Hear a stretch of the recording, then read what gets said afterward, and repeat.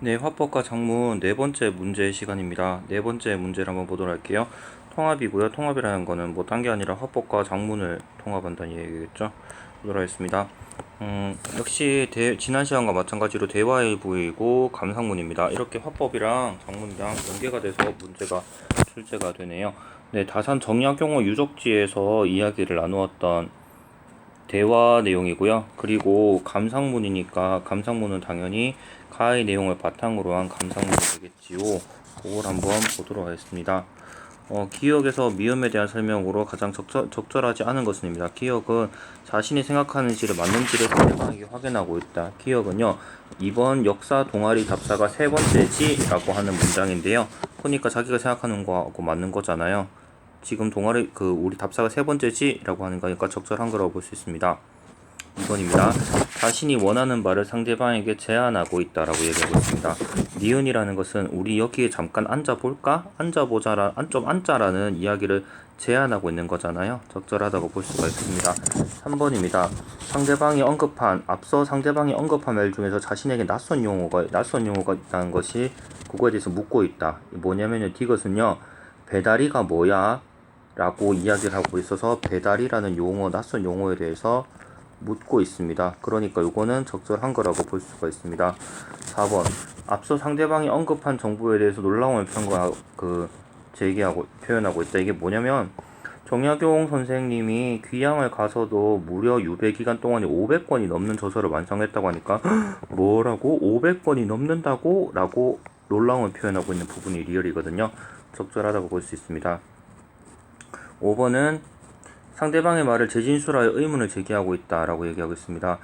그러니까 여기 상대방의 말을 재진술한다는 게 미음이 어떤 거냐면 행동하고 신철할 줄 아는 학자가 다산이 아니었을까라고 얘기하는데, 이거는 상대방의 말을 재진술하는 것이 아닙니다. 상대방이 말한 것을 다시 재진술해서 그리고 의문을 제기하고 있는 것도 아니고요. 그냥 표현이 이렇다는 것을 강조하고 동의를 구하는 표현 정도로 볼 수 있겠네요. 적절하지 않은 것은 5번이 되겠습니다. A와 B에 대한 이해로 가장 적절한 것입니다. A 먼저 보러 가도록 하겠습니다. A는 이 부분이네요. A입니다. 정조와 다산과 정조의 관계였고요. B에서는 귀양살이를 하게 되는 그런 내용이라고 볼 수가 있겠네요. 보겠습니다. 1번 문제입니다. A에서 학생 1은 학생 2가 언급한 정약용과 정조의 관계에 설명을 붙이고 덧붙이고 있다 라고 하고 있죠. 학생 1이라는 사람은요, 여기 학생 1은요, 학생 2가 언급한 정약용과 정조의 관계, 다산과 정조의 관계에 대해서 설명을 덧붙이고 있다. 이런 각별한 관계였던 것 같아 하니까 맞아 라고 얘기하면서 설명을 막 덧붙이고 있죠. 그러니까 요거 1번이 내용이 적절한 겁니다. 적절하다고 볼 수 있겠고요. 2번 문제입니다. 학생 3은 A에서 학생 3은 학생 1이 밝힌 정약용과 정조의 관계를 뒷받침하고 올 수 있는 근거를 요청하고 있다. 근거를 요청하고 있나요? 얘는 지금 근거를 요청하는 게 없는 것 같은데? 그러니까 근거를 요청하고 있다고 하는 2번은 적절하지 않습니다. 근거 요청하는 거 없습니다. 3번입니다. B에서 학생 1은 학생 3이 설명한 정약용의 저서에서 정약용의 귀양살이로 화제를 전환하고 있다. B에서 학생 1은 학생 3이 설명한 정약용의 저서에 대해서 저서 이야기는 안 하고 있고 학생 3은 지금 배달이 이야기하고 있는데요. 그러니까 3번에서 저서에 관한 이야기를 하고 있다는 것은 적절하지가 않습니다. 배달이 이야기니까 적절하지가 않고 3번도 적절하지 않습니다. 2번에 4번입니다.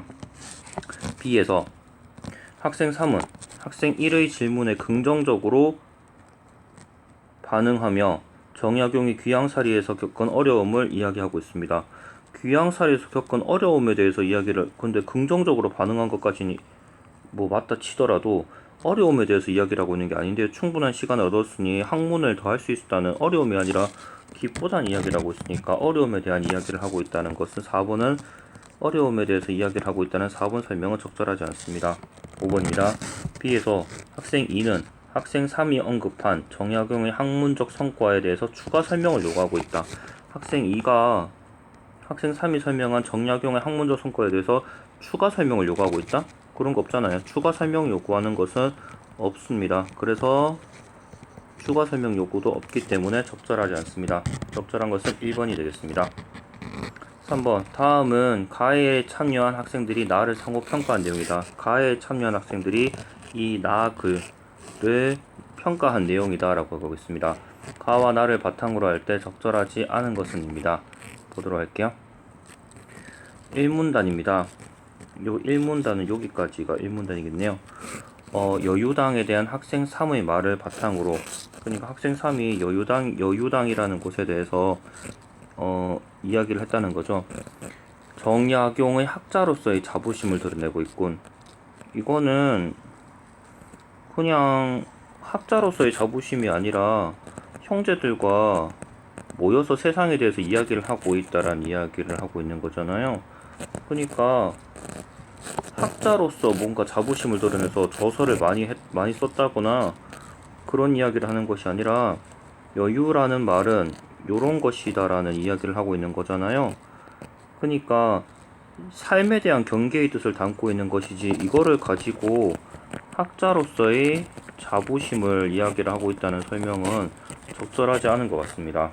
그래서 1번부터 적절하지 않은 거라고 볼 수 있겠고요. 2번은 배다리와 수원 화성 축조에 대한 학생 3의 말을 바탕으로 해서 정약용과 정조가 서로 신뢰하고 있었다. 서로 이문단 여기인데요. 이 둘이 서로를 각별히 신뢰하고 있었다라는 이야기를 하고 있고, 배다리에 관한 내용도 있으니까 적절하다고 볼 수 있습니다. 3문단입니다. 정약용의 귀양살이에 대한 학생 2의 말을 바탕으로 귀양살이에서 학문을 굉장히 연구했다, 그런 이야기를 바탕으로 해서 무려 500권에 넘는 저서를 집필하였다. 오히려 귀양살이를 학문 연구와 이런 시간을 바꾸었다라는 내용이 잘 들어가 있네요. 4번. 대화에서 언급하지 않았던 한시. 위에서는 이런 한문으로 지은 시, 한시에 관한 내용이 없었는데 여기에서 추가했죠. 그러니까 위에 대화에서 언급하지 않았던 한시를 활용하여 백성을 염려하는 정약용의 마음을 드러내고 있군. 그러니까 백성들의 아픔을 드러내고 있는 정약용의 마음을 한시를 통해서 대화에는 없었지만 넣은 것도 적절하다고 볼 수 있습니다. 네, 6문단. 네, 6문단 여기네요. 원덕이라는 글에 나타난 내용은 학생 1의 말을 바탕으로 정약용이 행동하는 실천가로서의 면모를 지녔다. 그러니까 정약용이 행동하는 실천가로서의 면모를 지녔다라고 이야기를 하고 있는 것도 대화에 잘 드러나 있네요. 그러니까 5번도 적절하다고 볼 수 있습니다. 3번은 학자로서의 자부심이 드러나 있다라고 이야기를 하고 있는 것이 적절하지 않으므로 1번이 적절하지 않겠습니다. 2번에서는 설명을 덧붙이고 있다라는 것이 적절했으니까 2번 문제의 정답은 1번이 되었고요. 4번 문제 보겠습니다. 나에 반영된 글쓰기 계획만을 보기에서 있는 대로 고른 것은입니다. 나에 반영된 글쓰기 계획을 보기에서 있는 대로 고르면, 그러니까 여기에 있는 거를, 요 중에서 나에 있는 거를 지금 찾으란 이야기겠죠. 보도록 하겠습니다.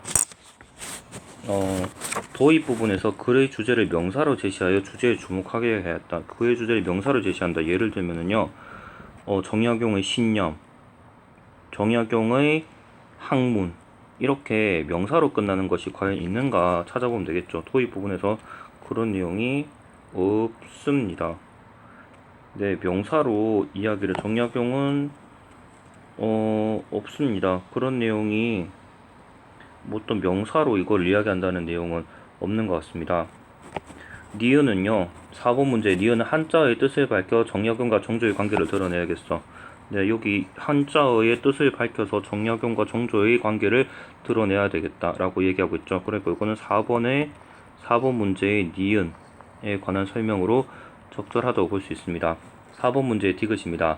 편지 일부를 인용하여 아들에 대한 사랑을 드러내야 되겠어. 네, 아들에 대한 편지를 드러내고 그 전략으로 여기 반영된 거라고 볼 수 있겠죠. 아들에게 편지를 보내서 자식에 대한 따뜻한 애정을 표현하고 있다라고 얘기를 하고 있죠. 적절한 것이 반영된 것입니다. 리을. 햇살의 따뜻한 온기를 언급하며 정약용의 인품을 강조해야 되겠어. 그런 내용이 이 글에 있나요? 네, 햇살의 따뜻한 온기가 정약용의 인품을 닮았다. 그러니까 4번의 리을 내용이 여기에 반영되었다고 볼 수 있겠네요. 마무리 부분에서 의문문의 형식을 사용하여 정약용의 높은 학식을 부각해야겠어 가 미음인데, 마무리 부분에서 의문문이 있나요? 마무리 부분에서 의문문으로 하는 부분은 없잖아요. 그래서 정의역용의 높은 학식을 부각해야 되겠다라는 내용은 없고요. 그래서 4번에서 요거는 없고요. 미음도 없어서 나머지 3개 니은, 디귿, 리을에 대한 설명이 있는 것이 5번이 되겠습니다. 5번입니다. 선생님이 조언에 따라서 보기를 나와 같이 고쳤었다고 할 때 조언의 내용으로 가장 적절한 것은 이란 이야기입니다. 그러니까 나의 가와 같이 고쳤었는데 원래는 여유당이라는 단어가 걸려 있었다. 여기서 여유당에서 형제들과 모여 세상에 대해서 이야기하며 학문에 매진했다고 한다라고 보기를 나와 같이 원래는 처음에는 이렇게 썼었는데 처음에는 이렇게 글을 썼다가 나중에 나의 가처럼 좀 길게 썼다 맞죠? 원래 보기에선 2줄짜리 썼는데 선생님이 좀 고쳐봐 하니까 나중에 이렇게 고쳤다. 그러면은 뭐가 달라진 거냐 라는 이야기를 묻고 있는 거예요. 그러니까 밑에 보기에서는요 그냥 여유당이라는 게 여유가 있다는 건가? 여유당이 무슨 뜻인지? 라는 여유당의 뜻이 없었는데 선생님이 뭐라고 이야기했는지는 모르겠지만 이야기를 듣고 난 다음에 이런 식으로 고쳤다는 것을 봐서 여유당에서 여유라는 말이 무슨 말인지를 설명해주고 있잖아요. 이걸 통해서 봤을 때 선생님이 여유당에서 여유가 무슨 뜻인지를 아마 설명을 좀 더 하라고 이야기를 했겠다라고 추측을 할 수 있겠죠. 이건 추측의 영역이니까요. 그러니까 당호의 의미를 제시해주면 어떨까라고 선생님이 이야기한 걸 바탕으로 처음엔 이렇게 썼다가 선생님의 이야기를 듣고 나중에 이런 식으로 고쳤다라고 우리는 이해할 수 있을 거예요. 그래서 아마 선생님께서 설명해 주신 선생님의 조언은 2번 당호의 의미를 제시해주면 어떨까라고 볼 수가 있겠습니다. 네, 이상으로 화법과 작문 4번째 문제에 대한 해설을 마치도록 하겠습니다.